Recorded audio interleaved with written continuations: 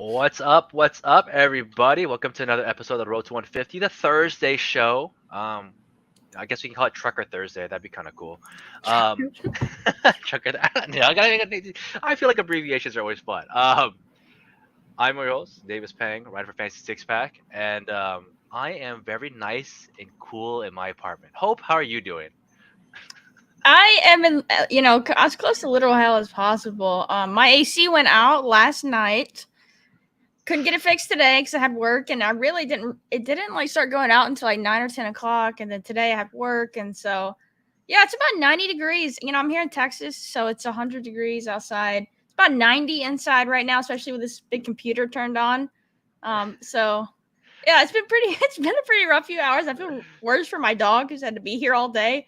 But luckily, I made sure she had enough water and stuff before I went to work. But Don't let Hope's like nice breezy background fool you. It is like sweaty over. I had to give her crap. It sucks. I'm yeah, no, sorry. I know I'm wearing a sweatshirt, but it's just what I always wear. But no, it is brutal. It is hot here. Yeah, no AC stuff. The last 24 hours. So hopefully we've got someone on the way tomorrow to come fix it. When I get off work tomorrow. But yeah, it's pretty hot in here. We're battling. We're battling today. We're gonna draft together. I'm gonna maybe get a couple old dudes, maybe bolster my oldness, and then we'll see how that goes. So we're gonna go a couple topics. We're gonna go through one pretty fast today. Obviously, we saw the new competitions that dropped, which is Puppy Fast versus Puppy Slow. Right off the bat, I'm gonna tell you, I love the art. I Yeah, fucking so died. funny. I fucking died. I died when I saw Puppy Fast, and then I laughed even harder seeing Puppy Slow this morning. I was like, whoever's doing this is like my hero. I fucking love the underdog little pictures. But are you drafting these? Yeah, I've started doing some in the slow. I started a few. I don't know. It's weird. Like, uh, are you gonna max either one of them? Like, what was your initial thought when you saw a slow versus fast only, as far as any strategy changes, when you would enter, things like that? If I'm gonna draft, and I haven't yet, I have not done it yet. I'm gonna be in a Puppy Fast. I'm gonna try to just pile them in. I do think these contests are a little bit rough because they're so top heavy, but like I love fast drafting. I feel like it's what keeps me in the game. If I'm Yeah. slow drafting, you're getting like 30% Davis. Like my team's become a lot younger. Oh. Like it sucks. Wait, Like so you you get might like be better slow drafting. maybe. No. It's just rough, you No, know. I'm with you. I don't like having too many going. I've learned, like, this was the first year I did. I spam entered a contest to get it filled and had about 60 slow puppy twos going. And yeah, those teams, some of them are terrible. I think I have a third round Alan Lazard share because I starred him when I took Garrett Wilson. Like, a lot of mistakes were made. It was too much for me. I know some people have, got a good system with the starring stuff and have time, but, you know, yeah, some unfortunate autos in those. I also think like 150 max is like really difficult to deal with. As much as it makes sense with the puppy and we've grown accustomed to it, I think UD has proven like we like the poodles at 20. Poodles at 50 was like fine, but I feel like it kind of threw people off still. I think these puppy fast slow, especially in a double contest, I think they should have done 50 max on each of these. Yeah, I think it's super cool. I'm gonna be interested to see some of like the data on if like certain players make it through or like have higher advance rates in one versus the other. I think that could be something, because like say that Yeah, the people in the slow they get more information. I don't know. I'm interested to see, if anyone spends the time to break that down. you're Like, you're I wish I very had the skills to do that, but you're yeah. very likely to see point averages be down. Like I wouldn't be surprised if they said, hey, the advancing scores and puppy slows were 30 points higher across the board, right? Yeah. 30 over 1680, right? But like it could be 30 higher across the board, or it would not surprise me. It would make a ton of sense. So you have an edge to think on your feet. I would do so. Someone like me who has to like always reference what week 17. I'm just kidding. Not like 16, 15. Maybe that little extra edges are people that are going ham on with the 8 hours. So it makes Right. a ton of sense. Let's try to kick off into the draft. We're gonna do battle lanes, BBMs. All right. I'm entering now. Are you? Same. All Oh, we're right, waiting for 10. 10. We're the first two in. All right. So it might be Good. full friends and family draft going on. Also known as the friendly families. That's pretty cool too. We need six more. Oh god. What's cool is my last puppy two is almost done. I'm at my last puppy Oh, my 2 last one. slow. I'm like so happy. This one's been taking forever though. It's taking like 5 days to get this like final pick. I was at 149 for the last couple of days now, maybe even a week. So it's been really aggravating. But I'm gonna finish this, get it over with, post a pick, get my 2 full puppies, and then I do want to enter a couple of contests. I've slowed down, so I mean they're gonna, and then I can't keep pushing BBMs. I'm getting close to 100. Oh yeah, we forgot to even mention. We kind of teased it in the thumbnail. This will be my 50th BBM, a third of the way there. This is your 75th, right? Halfway. This will be my 75th. Yeah, so a couple milestones here for this draft will be interesting. We're definitely going to star this one when we, or at least when I label it, how I label stuff. So we're gonna hit it and be like July 13th is the way. We still need 5. Let's see. We can kind of talk about the second topic we had on our sheet. Just a quick one while we wait for this to fill, because this is something I've never done. So staking. I'm definitely open to it, but yeah, it's something I haven't done. Is this something you've ever done, or you're more open to it? No, so just real quick, staking, in case anyone doesn't know what that means. I think most people would, but the idea is that somebody pays for your entries or splits the entries with you, and you being the drafter get like your portion or a bigger portion to draft. So in the past, maybe someone pays for your drafts and they get 30 to 40% of the winnings, while you get 60 because you know all the knowledge and doing all the work. Yeah. That's basically the idea of staking. The numbers are going to be different per person. That's your own deal. I'm not here to tell you how staking works in that regard. But it's something that is coming up. I've heard about it a couple of times last year. I've actually got staked twice this year. One through a friend that we all know, and then me and and then one through my brother, and I have some of my friends who are like getting in on this. They're actually considering staking me for the puppies, puppy slows and puppy fast. Nice. So that's kind of why this topic came up. It's like, I think there's a shot when you have the ability to show that you're good at this, right? Like if you go into your third, fourth, fifth year best ball and you have let's say a positive ROI, I think there's a case for staking. I think it's gonna go from the degens to maybe some more casual-ish degens, and then maybe the casuals. I feel like when we start having real numbers of like, hey man, my return has been 30 to 40% every year with a shot at like $1 million. It could be a thing. So this is kind of why that topic comes up. I've been staked a couple times. You said you haven't, but would you take it? Would you let someone stake you? Yeah, I would definitely do that. Depending on the person, you really need to trust them, and obviously they would need to trust me as well. I've had like family members, because when you win like a contest or something, and you have family members who they love sports, but they don't really know. Like they maybe have done like some gambling in Vegas, and so they're like, oh well, yeah, can you turn this, can you turn this 5K into 50K? And I'm like, well, it's not that simple, and everything like that. But Uncle Joe, I can't do that. If I could do that, I wouldn't be seeing. Yeah, I'll take your 5K and I will definitely play on it. I'm gonna guarantee you 50. But if you wanna write me that check, we'll do it. We'll do it. But no, nothing official yet. But it's something to be open to. Like I said, I think this is gonna be something that comes up a little bit more common. Obviously, it's gonna be probably more hidden, but I haven't really heard a topic on it. I do feel like it's a case that we'll start to know people who've done it. I know a couple. Yeah, we know someone who has. For sure. I feel like it's gonna be pretty friends and family, so I'm just gonna take Cup here. And he's on the cover. Look at Tinks in the top. Must be nice. Yeah, we get some big 8 spot. 8 spot, the icon is Heart Rates is in here also. Jeremy's in here. I hate you all. Thank you. GA. All right, taking Tyreek Thrills. Love it. Steph's not in here though. Steph, I'm disappointed in you.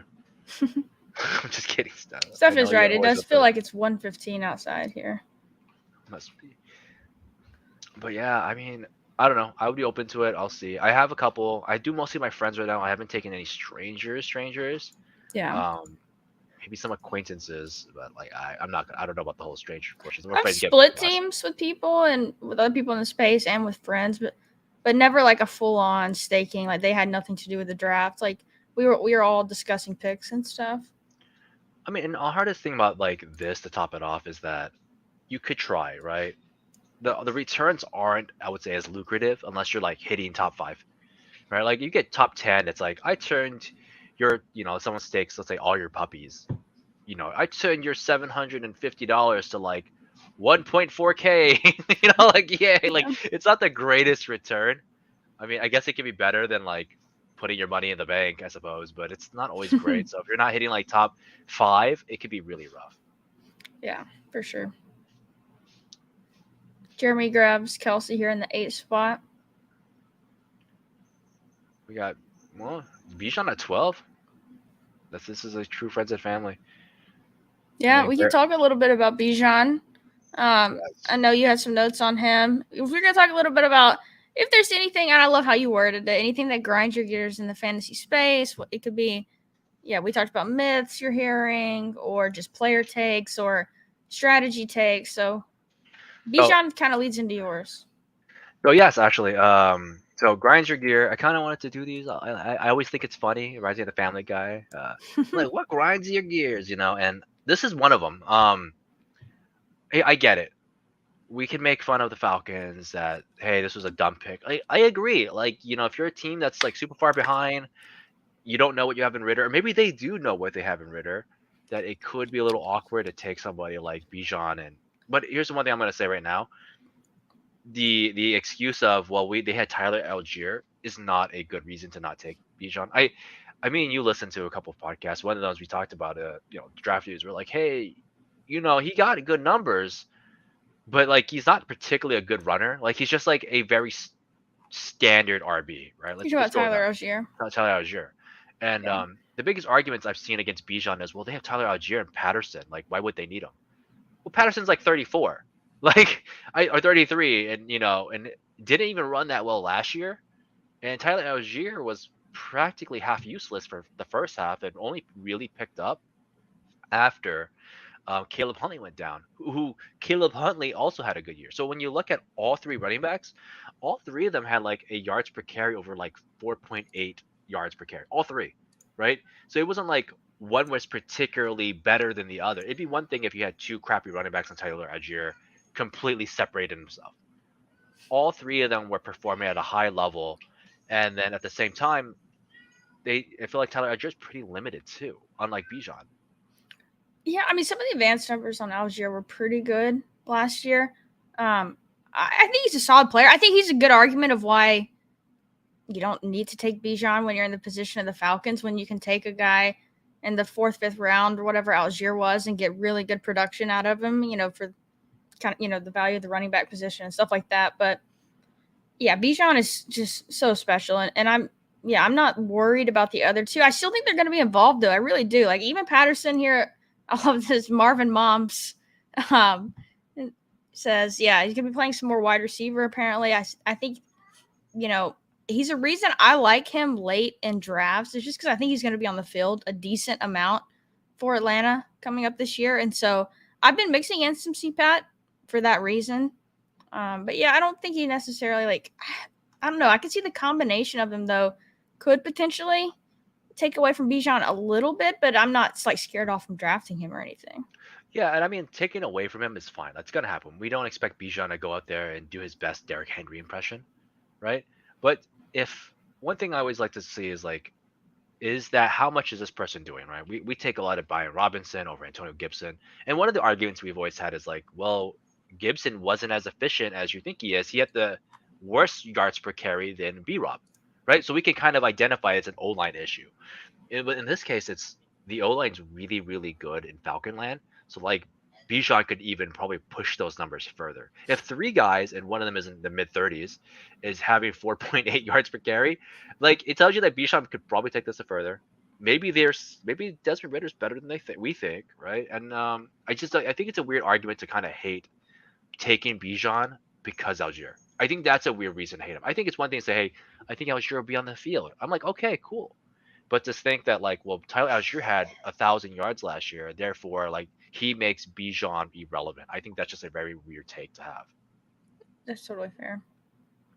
Also, Jalen Hurts fall for you. Love the start for your team. Yes. 0 RB, bro. Don't you do it, Border. Don't you do it. Oh, he's gonna do it. That makes sense. He's gonna take him. He's gonna take Jerry. He's gonna take Jerry because he has the Eckler. Yeah, that makes sense. You just I gotta. psyching yourself out so you don't.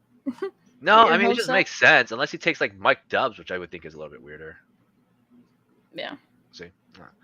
Just sometimes you gotta know how these cookie crumbles, man. I just love me some Judy's. I can't think of. Let's I'll see. do this. Set myself up for later. Sorry. Um, but yeah, it's just one of those things. I'm just like, I think it's a weird argument. I'm not saying like I take a ton of Bichon. I just think it's a weird argument to think the other way for it.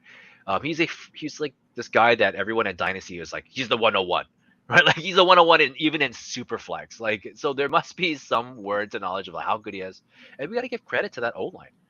We praise the O line for guys like David Montgomery, but we don't praise it for someone like Bijan. I think that's just kind of interesting. Or we praise it for, hey, DeAndre Swift can have a good year because his O line's good. Well, like, what about Bijan, who's like straight up just the better prospect? He might have a monster year. So I feel like that's Oh, just yeah. there's a lot that just kind of feel like negative towards Bijan, and I think it's just interesting. Now that we see him at 112, it's kind of crazy to me. Yeah. No, I love Bijan this year. All right, let's go to yours. What is grinding your gear right now, Miss Hope? This is one, I've talked about a good bit is in our private chats, and obviously we're not going to bring up any examples on the show. I will. But I'm kidding. no, I'm kidding. I get annoyed. So I feel like sometimes you'll see it on Twitter, you'll see it in the space where people like to be contrarian to just be contrarian on things, whether it's to do with week 17 and its importance or anything like that.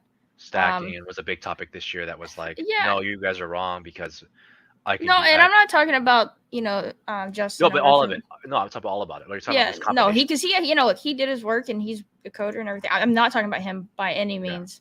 But I don't know. I just feel like there's sometimes I'll see some articles or I'll see some reasoning or some exposures, and it's just like they're just bad arguments. They don't give great reasons like for being contrarian or liking these guys. It's like, oh well, the wide receiver bros or the main voices in the space are talking up these guys, and like they'll just go the other way without any good reason for doing it. And we just had Tua picked here in the 5th round. This makes sense because he gained 15 pounds, 1 pound per ADP times 3. But yeah, that's just something I see in the space a little bit here and there, and it gets kind of annoying, especially like I respect people who have different takes. Like I have different player takes than you, and you like some player you like some of the players that I feel like sometimes people like to be contrarian on, but I know you put in the work and you do the research. So like that's why I may disagree with you, but I know it's coming from a place of you doing the work on that. And so you don't like my um arguments of well, because no one else is doing it. No, I get you. no. But yeah, no. So that's just something that it kind of gets to me. Yeah, I think it's saying facts to that I believe that just came in. So yeah, it's just something I noticed where like, and now it's completely opposite of DFS. Like sometimes in DFS it makes sense. It's just play the play that no one else is, and you may not even have conviction on it, but it's the way to gain leverage. But this is a completely different game, and so And with DFS, it's a one shot, right? It's not like when someone's doing DFS, they'll have yeah, like it's one 50 slate. to 100. Yeah, no, not even slate. It's one team, right? Like no one's sitting there sometimes going like, I believe, let me give you like a junk player, like Cedric Wilson. You're an idiot, Cedric Wilson. No, you'll make one scenario out of your 100 teams that Cedric Wilson's the guy, right? Like it's like one scenario. It's not, I believe you're wrong. Fuck you, Cedric Wilson all the way. I'm gonna put him in all my lineups, right? It's usually like that one deviation. Which in our other version, it's when we're talking about best ball, someone's like, let's say I'm that guy. And I'm like, you guys aren't taking Michael Thomas because you guys, like, and that's it. You guys are just bad. And then I'm taking like 60% of the time, and I'm building 200 to 300 lineups with him. Totally different scenario, and I wouldn't even, I wouldn't consider it the same way as DFS because DFS is talking about one-off situations while you're building 100 lineups. You're building 100 scenarios. It's very rare. We've seen it. It's rare though when somebody hits, they hit with like 15 teams, right? Like they hit with the same 15 teams. It's So very there's a rare. totally different scenario from that. So I could see the frustration in that. I mean, and like I said, I also think in some cases that those the means work to not put real work into your research. Like I'll always like have my numbers, my research, my tape if I have to, or whatever I have to do to be like, this is why, this is where it fits. And if it goes higher, I think it's wrong here. Versus, oh, you guys are bad. Michael Thomas is like round 4. Like like there's a price for everything. I've even capitulated, like I said, like I take way more Kittle now because Yep. I was like, once he falls 10 picks, I'm gonna be there. He falls 10 picks, I've been taking him. I haven't been like, oh, he fell down 10 picks. If he falls 10 more picks, then I'm taking it. It doesn't work that way. So I mean that's That's fair. fair. And there's a lot Yeah. of good research out there. There's a ton of it. I'm always very impressed by how people can just get it together. Yeah, Mm, absolutely. What are you thinking here? What are you hoping for? I originally was gonna go a different route, but then like it didn't work. Well, it did, but I just didn't. I just should have just gone it. Um, This is a weird I'm spot for you. I'm gonna get weird. Yeah, it works either way. It's yeah. It's gonna be. It was either gonna be Madison or Sanders. I'm gonna take them. I think both those. I've come around on those guys. Like I was kind of been on Sanders even more earlier, but I mean he really does project to get a pretty sizable workload. Um, The line's solid enough. He's a solid it enough is. player. I do think my one qualm with him is his injury history, and his hands are kind of not really relevant. I don't think he has good hands. I've seen just him just drop. I've seen bounce off of him. It's a tough call, but at pick 68, like I don't know what I'm sacrificing there, so it's totally fine with me. Went ahead and took Trevor with Kirk. I don't know. It feels a little weird You doing that have because I've been slightly lower on Kirk. Do what? oh, that's never. I thought I was looking at your team. I was like, yeah, I thought you had three Christians. I thought you had Godwin, Christian Watson, and Christian Kirk. I was like, you have all the Chris's. But yeah, like I said, I get that last feeling of like contrarian release, especially when there's just no numbers to back it. Because I would be intrigued to someone tell me like, hey, dude, you're wrong. This is what I want to see. This is why. I'll truly listen. And I flipped a couple times. I was Yeah. doing Madison research recently for an article to be like, I'm just early on Madison, and I watched his tape because he didn't have a lot to do last year, and I was going through it. And I was like, fuck, I might be wrong. Maybe Madison is like the play. Like I'm telling you right now, like, and I'm saying it right here, like Madison at 110 and not taking him might be like the worst move I think I made this season. Yeah, we talked about that a little bit earlier too. Weird. Yeah. Oh, there goes Dotson. He went early. Why? I was gonna set my stacks. Yeah, that was a weird pick. You know what? We're gonna get even weirder. Let's do this.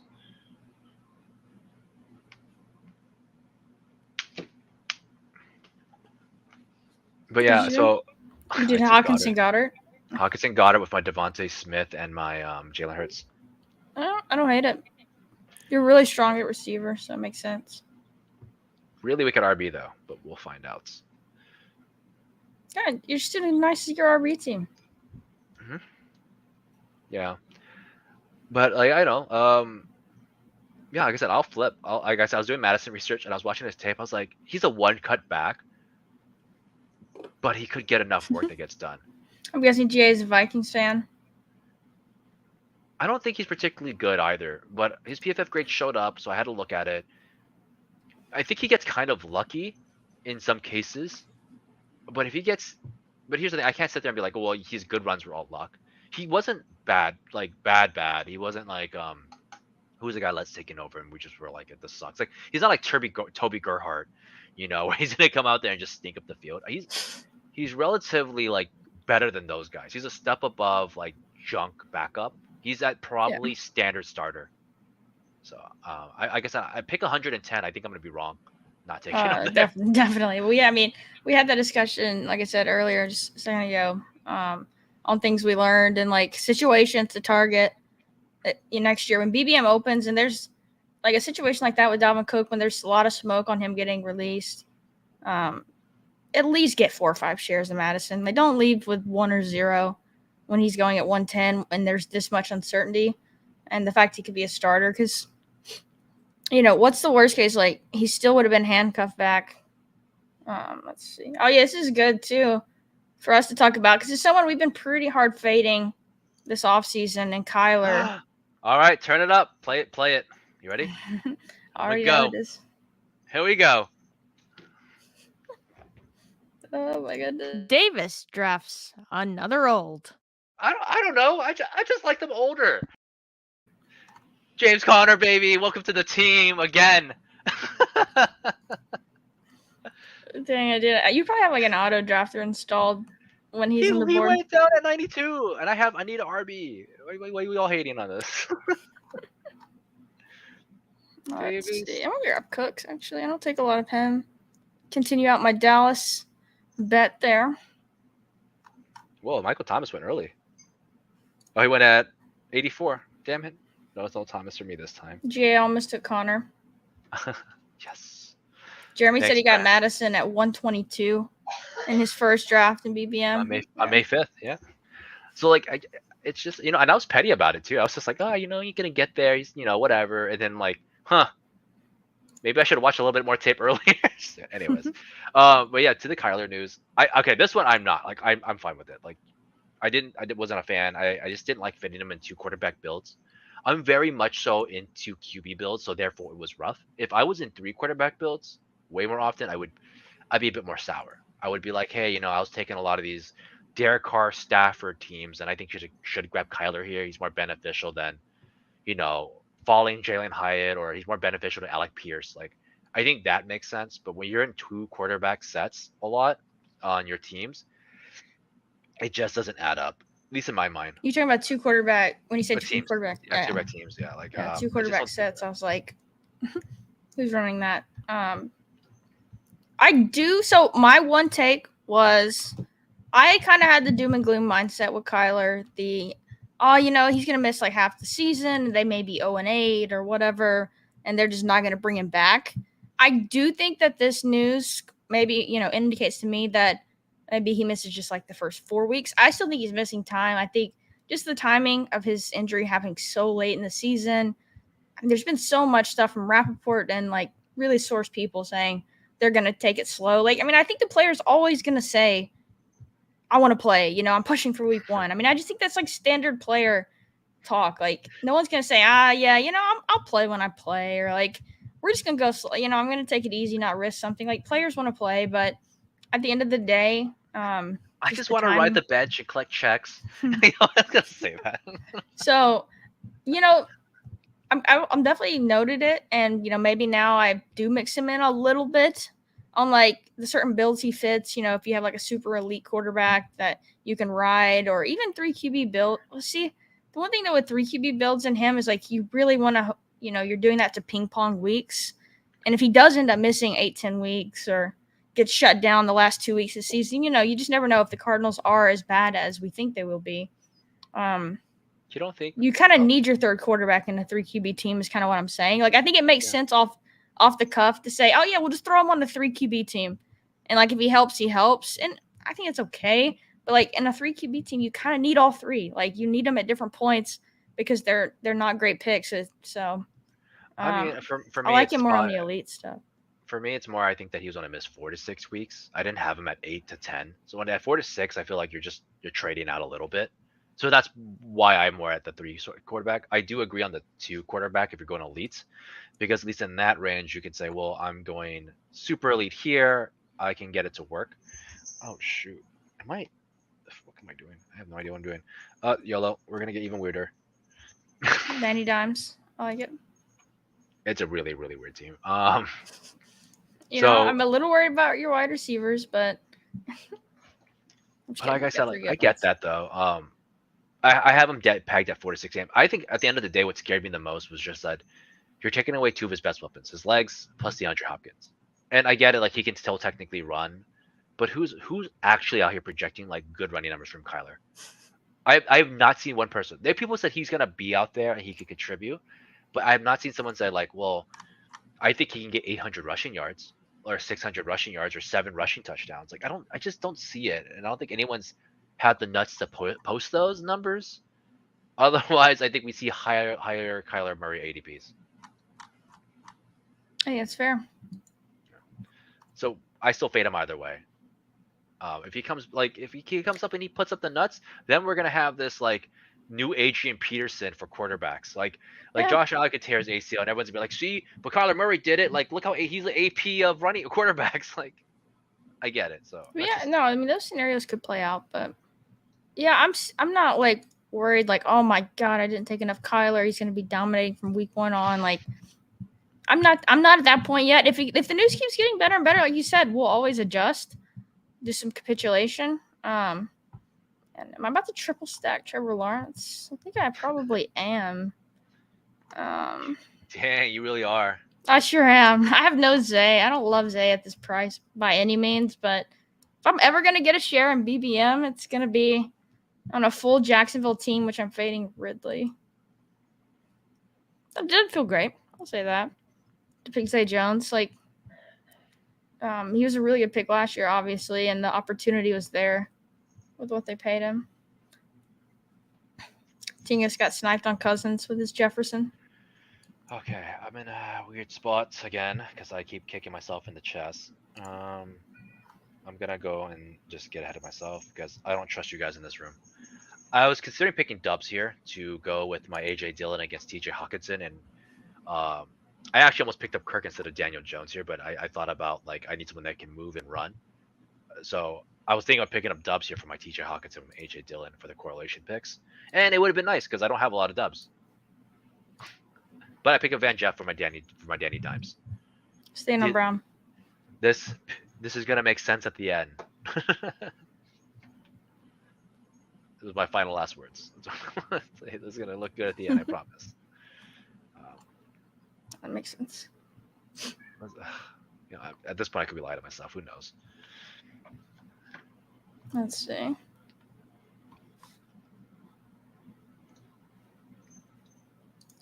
Yeah, this was kind of the narrative I was going on with, Caleb Williams being such a generational prospect. We believe, in this next draft. This was always like my fear with Kyler. I don't know. Like, I did get a little burned thinking the Seahawks were going to be dreadful last year, but they did. Looking back, they did have so much better players than the Cardinals do. So this was kind of, it's a nightmare scenario in the back of your head for people who are taking a lot of Kyler, but I don't think he'll play no games. Like, teams are confident, players are confident. Like, they think they can be the reason things would turn around, and so we'll see. I do think it's not an unrealistic nightmare scenario, though.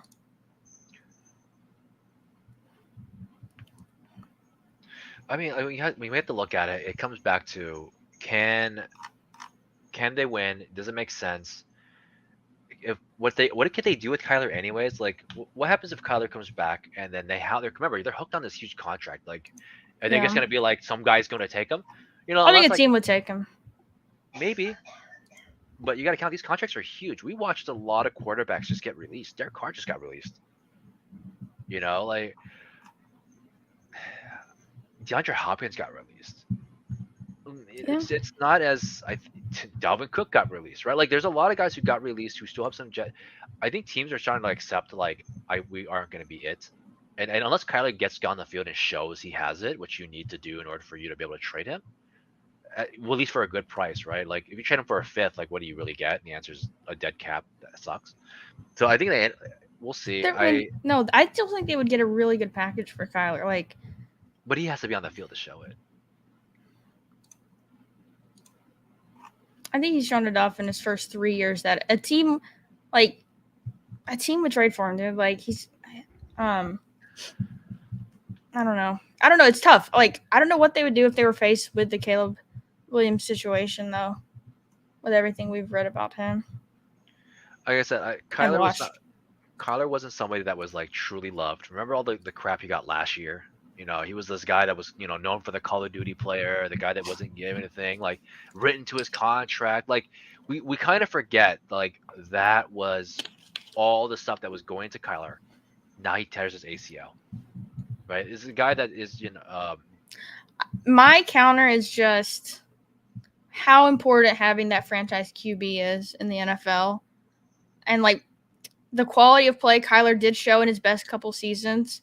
I think it's just so important to have a guy at quarterback. And so I think a team would still trade for him with the contract, with all of it. I don't know the cap implications and, like, if they even can trade him, all that. Like, I could be, speaking out of term, but a trade can always occur. I'm just talking about, like, good value. Like, what are they going to get? A first for him? 2 firsts?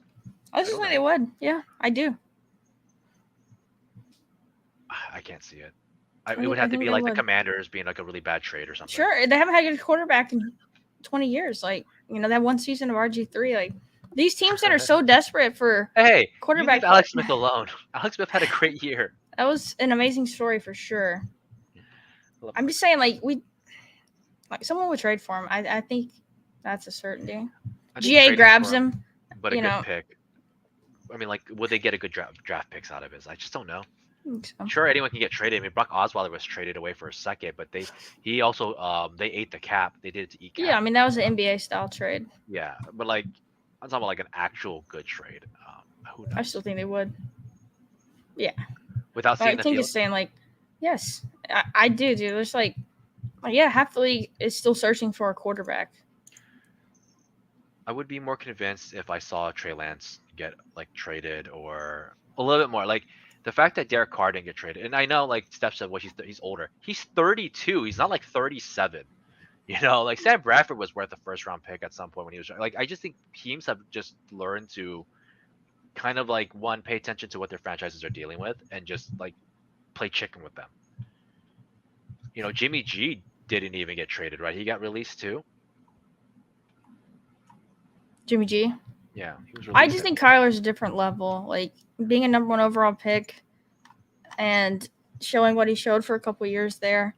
I don't know. I think it's a different level. Like I still think he would go for a lot. Maybe I haven't seen it too. I mean, I've seen the fantasy numbers. I just don't like his tape. I really haven't liked Kyler's tape too much. That's right. And especially about the movement. I think that's what's gonna kill me the most for him. I'm in this weird like no RB, no wide receiver team. I hear that's the way you're supposed to draft. This is 0 RB and 0 wide receiver. 0 wide RB, 0 wide receiver team. We're going for it, guys. We're gonna get there. Man, Juwan Johnson's really fallen.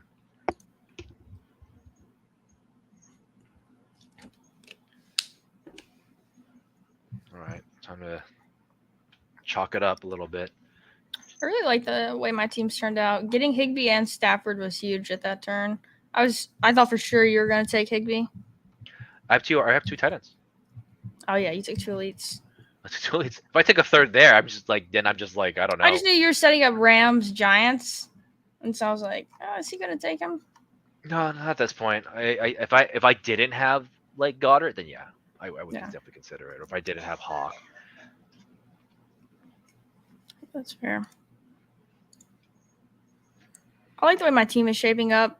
I wish I had one more receiver early, probably, but we're about to add a couple guys. Yeah, that's right. We just don't know. Draft whoever you want. Oh, David Kitchen just followed me, and I'm so happy about that randomly. I was like, oh crap. Okay. James did like a really sweet tweet, pointing out some things, is making fun of me at the same time, and it caught on him and Jeff, they got me like 100 followers out of nowhere. I was just like, holy crap, you guys are making me famous for no reason. I'm sorry. I'm gonna disappoint. I mean, Kitchens plus player profiler plus a couple others. I was just surprised. The guy from The Bachelor. You do good stuff. You do good work. I don't know about that. I've seen good work. It's called Underdog Fantasy. It's called Hayden Winks. That's like really good work. Ship chasing. That's. I don't sell yourself short. We'll see. We'll see. If I win, then I get to do it. And I get to be like, yeah, see, guys. I like to see. I think you doing the 0 RB team you've got going is really good. Even though, I mean, you could say it's not truly a 0 with Miles Sanders in the 6, but I like all your running backs. I think it's a solid team. You mean James Conner? You love James Conner, you're saying? Do I have more James? No, I'm just kidding. How much James Conner do I have? Guess how much I have. 14%. 12. Okay. Damn, close. That's pretty good. That's pretty good on my end. I feel like there's people who are really in on him. And by in on him, I mean they're taking him at field and slightly above. And it's generally the touts, right? People who are hating him, I think, are very casual-ish fans. They're just like, he's old, he gets hurt, he misses seasons, and when you look at his numbers, there's a little bit of both, though. He doesn't miss seasons, though, and that's always been kind of my I'm not thing. saying that. I'm just saying, as far as like who's hating on him. I think it's both people in the space and not. Oh man, who took Hyatt? You GA, you are. Oh, I guess that makes sense. You have acres. All right, you know what? Let's take it back. You're still a monster though. And they took Gus. All right, that's cool. Tears don't fall, man. They crash around me. This stings. Yeah, I mean, he has obvious risks. All the stuff we talked about with Kyler, and I know there's reasons to bet on the volume, especially where he goes and getting all the dump downs from whoever's playing quarterback. So the offense being just truly horrible could not affect him. The touchdowns is the one thing. If the Cardinals truly are just dreadful and they're scoring 10 points a game or whatever, just not having enough touchdown opportunities. But I mean, when you asked me, the question was like, do we like it if Kyler starts? And I was like, for Kyler, no, but I like it for James Conner. Like, he's probably still going to be like threatening overall with his feet because of his history. But he also knows how to dump it. Like, Conner got a lot of dump offs from him, Colt McCoy. Like, I think it alleviates.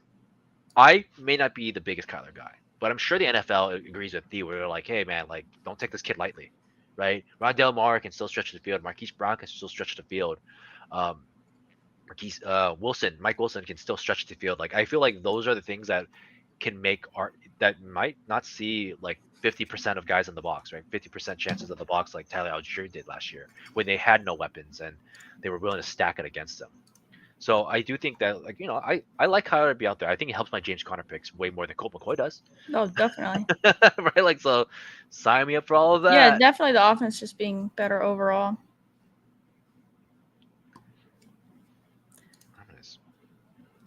Yeah, the contract is tough. I don't know. I need to look into it and see like what the penalties would be both ways and how it would go down. But who knows? Maybe he's ready week 1. He's firing. We'll see. We've seen a lot of Terrence Marshall go lately. We've been seeing a lot of Terrence Marshall tweets. We're at that point of Twitter. Yeah, I mean, if he's where he's going or he was going, if you like when he really started falling, you could get him like at 180, 170 like that. I think it's worth the risk, especially in the builds he fits for sure. Let's get the boys.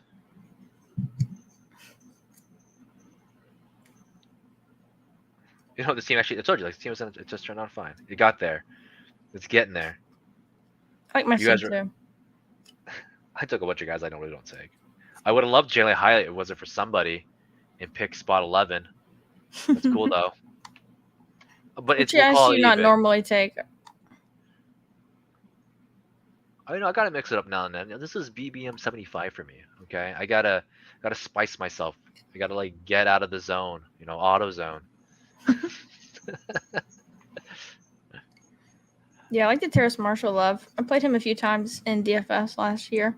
Had a couple good games. I mean, it's hard to hate like his situation, right?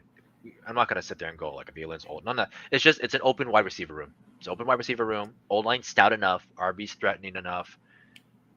They have a quarterback that's first round projected. Like it's first overall, and it's like why not? Why not run with it? What else are you gonna do? If this doesn't get him going, then we know.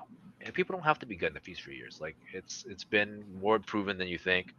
I always joke that like Marshall Faulk's best year was when he was 26 and through 28 than it was through his 22 through his early years. Like it's more complicated than we think. Now who do I want here? I'm trying to decide what I need on this team. Same. You need Pierre Strong. You need a handcuff. You're Ramondre. My team's pretty balanced. I don't think I've ever done a 2-6-8-2. Oh no, I gave away my pick. Taking an RB. This is a good question. How do I like Bryce compared to past Alabama QBs? I definitely think he's better at maneuvering the pocket and like moving around, making plays than the other two guys were. He's obviously a lot smaller. I don't know. He does remind me a good bit of the way Tua played in college. It's tough. I can't Tua will always be my favorite of the three. that we've had these last 3 years, and so it's tough to like. Yeah, I don't know. I'm still a 2 person, but Bryce is second, and then Mac. Bryce really was hurt this year, and like I know, like we're Alabama and stuff, but the receiving core we had this year was just not it at all compared to especially last year's with Mechie and Jamison Williams. So the guys around him really hurt him this year, but yeah, I think he can be awesome. I just love his mobility and his playmaking compared to the other two. He's definitely better in those areas. Holy crap! Our draft fast finished really quick. Yeah, it did. I was like one of the Way fastest drafts he's been in it. So what happens when everyone's pro'd out. I mean, he got crapped on a lot during the combine.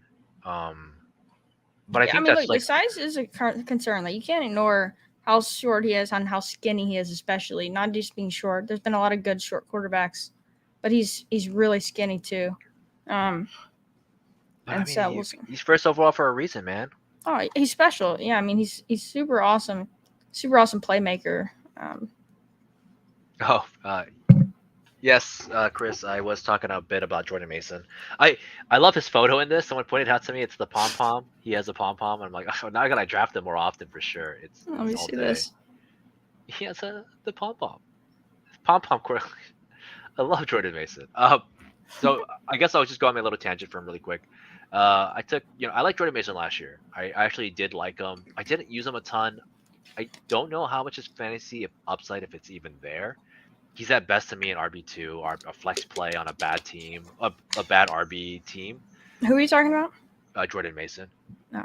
Like I just don't think he has like a ton of upside, but I do think his size, him coming into his next, second year, playing with two guys that are hurt, like in my mind, he's almost lined up exactly to be the RB2 for this team. And once he gets settled, and we've seen this already from the 49ers, they will take any running back and make him relevant. Now, yeah, I think that's the best case for him because I do not think he'll be the RB2 personally. I think he's going to be Elijah Mitchell, but the 49ers do weird things. You're right. Like someone we thought was dead, they'll bring him back and he'll be a good running back for them because of that scheme. And just to top it off, like I'm banking on injury history to an extent. I just am. I'm sorry, but like it's an 18th round pick. Like it's smart. Yeah. And especially the guys ahead of him. Both guys, yeah. All three. I would even consider Deebo Samuel. Like all three of the guys that take the ball in the backfield get hurt. Like so, sign me up. He's a bulky man. He's a fat boy, but he runs up there and just knocks people over. People bounce off of him. So I do take him quite a bit now. Only in 6 RB teams though. I will never take him in a 5 RB team. I won't take him in a 4 RB team. Like 6 RB teams are better. I will take them. Like him and Joshua Kelly are the guys like I just snatch up. I think that makes a ton of sense. Let's review our teams real quick. You so first? I have a full-on Jags stack except Calvin Ridley. But yeah, Trevor Lawrence and Matthew Stafford are my quarterbacks. Have those guys stacked up, with Kupp, Christian Kirk, Zay, Ingram, and Higbee.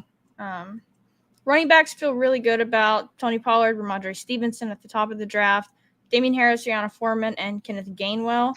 Feel really good about this. I think all these guys are going to play different roles and have really good games. Wide receivers were a little weak. DJ Moore and Christian Kirk I like, but I wouldn't say I love those guys. A little bit of uncertainty there, with their volume. Same can be said for Mike Evans. But again, we know what Mike Evans is. He's 1,000 yards a season, hopefully with Baker. I feel pretty good about this. Tacked on Robert Woods at the end. This team ended up having a little bit of like a AFC South theme to it, so hopefully it could do good in the regular season. And then 3 tight end build. I do pretty much only 3 tight end builds with Ingram. I know he goes pick 100, and it's a little pricey, but yeah, 3 tight ends: Ingram, Higbee, Hurst. It's a pretty solid team. I think it's pretty balanced. I mean, I think one thing you're discrediting yourself for specifically for this team is the value you got for the receivers, right? You got Mike Evans past ADP. You got Brandon Cooks at 94. I'll tell you this right now. At 94, like I will take all the Brandon Cooks. I will eat all the chickens in this tavern, right? Like he's not a bad wide receiver 5. Like there's nothing wrong with that. He's gonna put up I think this is one of my more balanced and like pretty solid teams. Getting those 2 wide receiver falls when I took 2 RBs early was really nice on this team. Way better than it sounds. Yeah, I actually like it. Yeah. My team is goof. double running backs. Double quarterbacks that run. Double quarterbacks that run. I decided to go Jalen Hurts. He fell, and I had Devontae Smith. Yeah. Daniel Jones, obviously. Hayden actually. So real quick, UD did post another podcast today, and listen to it. We've preached about this in the past too, but take guys that can usurp, right? Like that can go up. That if you're getting a quarterback 3, can they be a quarterback 2 of upside? If I'm getting a quarterback 2, can he be a quarterback 1? Right? And Daniel with upside, like I don't need him to be quarterback 12. I need him to have weeks where he's quarterback 5 or better. So Daniel Jones is the one I chose over Kirk Cousins at the moment because I do think that Daniel Jones has a better shot at 32-point games versus Kirk Cousins at 24. Miles Sanders, James Conner, AJ Dillon, Tank Bigsby, Devin Singletary, Jordan Mason.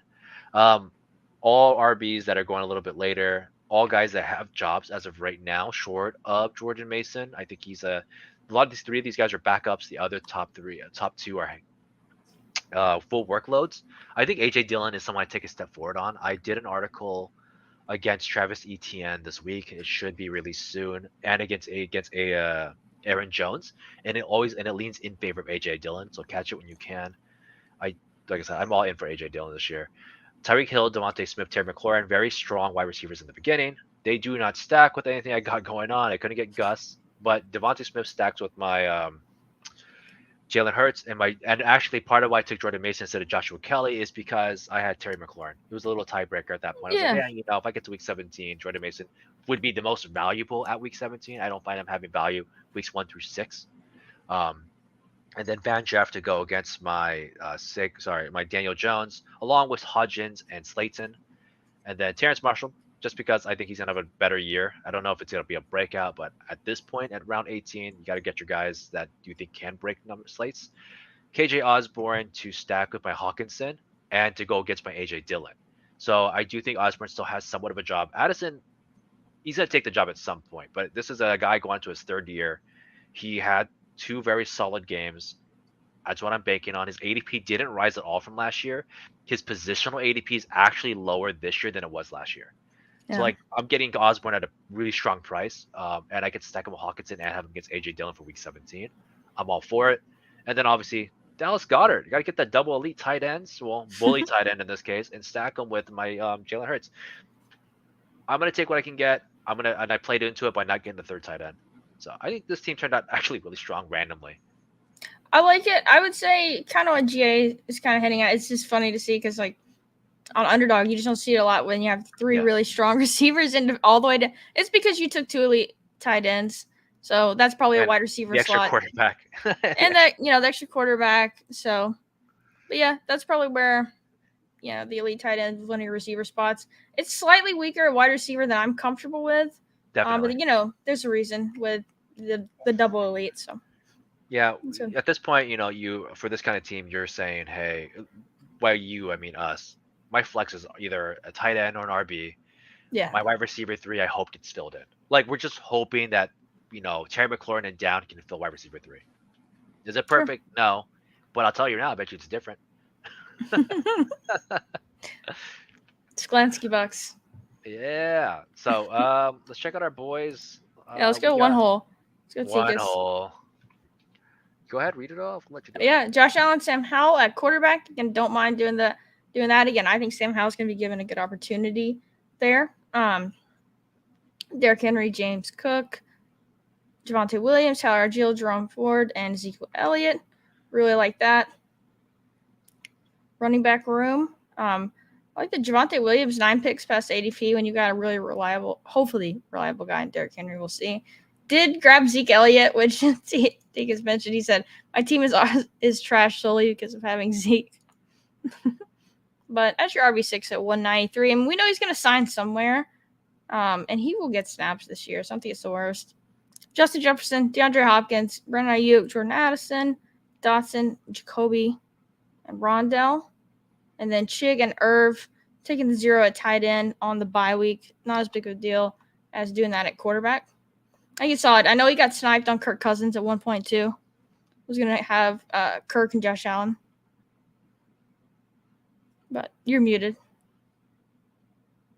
I was going to say, it wasn't me. I didn't take Kirk. I like this team overall. Like, I do actually like Hal. I think I've seen a lot of good hype on Hal. I've been on Hal a lot. I know you've been kind of saying that you don't hate Hal, but you think Brissett could be better for that team to try to win games, which I don't disagree with I at think all. I've been more on Hal most of the offseason, I feel like. But I don't know. You've been giving me a lot of crap about it in Big Board. I'll tell you that much. When I was trying to me? grab Hal. Yeah, you're I'm like, the one yo, with like Jacoby. 70% Hal and rookies and The sophomores. rookies, well, yeah, rookies and sophomore, but you're like, oh, Jacoby could, maybe take the job mid-season. I'm like, I'm gonna call anyways, cap on this.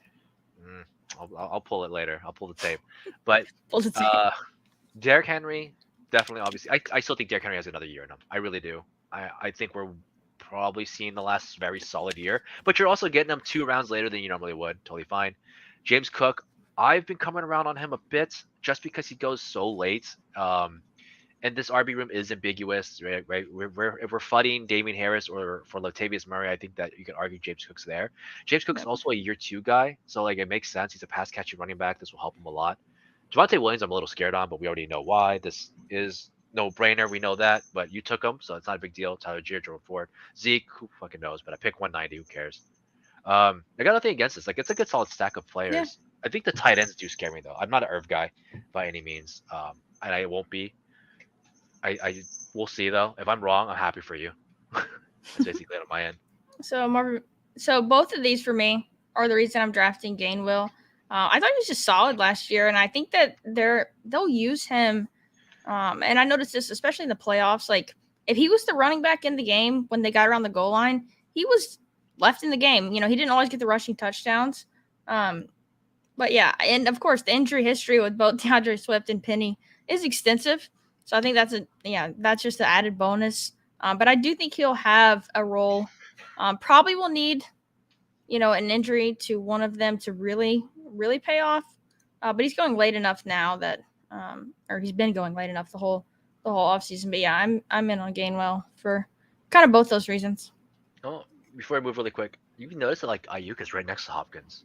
Holy crap, that is not about the pick, but the ADPs. Yeah, the ADPs. It's crazy to me at this point. I mean, who are you taking? If Hopkins ends up, let's say, jobless for now, are you taking Ayuk over Hopkins at some point? Probably not, because I still think whatever team Hopkins signs with, unless it's the Bills, he's gonna be the best receiver on the team and just get a lot more targets than Ayuk will. Probably. Tennessee though could be really low volume, is the only thing. Yeah, and as much as I love Tannehill is not someone I'm like, he needs to throw the ball 35 times. Like I'm not in that boat. Yeah. But I just also feel like Ayuk has just been really pushing, and I really do not understand it. I really do not. That is just crazy to me. He's getting really high now, and I'm going to be fighting him even harder if he starts pushing past DeAndre Hopkins. Yeah, this would be really cool. I still would love for D-Hop to go to KC. Would be awesome. That would be such a crusher for a lot of people. That's amazing. Other than that, I mean, I got nothing else. Hope you have anything.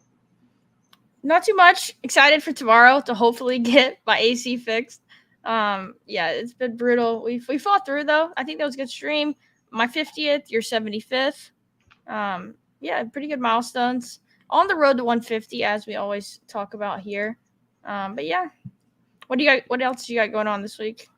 Nothing. I have my RB article coming out. It's gonna talk about 3 overdrafted, not necessarily overrated. Overdrafted are running backs. The title will say overrated just because that's how you get clicks, Overdrafted RBs. Like I talked a little bit about it. It's gonna have Travis Etienne. I kind of go hard on him. He's a guy that won me like $2,000, $3,000 in the finals, and I still not taking him. It's tough. I'm taking him, but it has to be very specific. And so catch that. It comes out this week. And then also, last but not least, guys, stacking is mandatory. Pants are optional for this draft. We will catch you next week. Goodness, you're gonna get us canceled.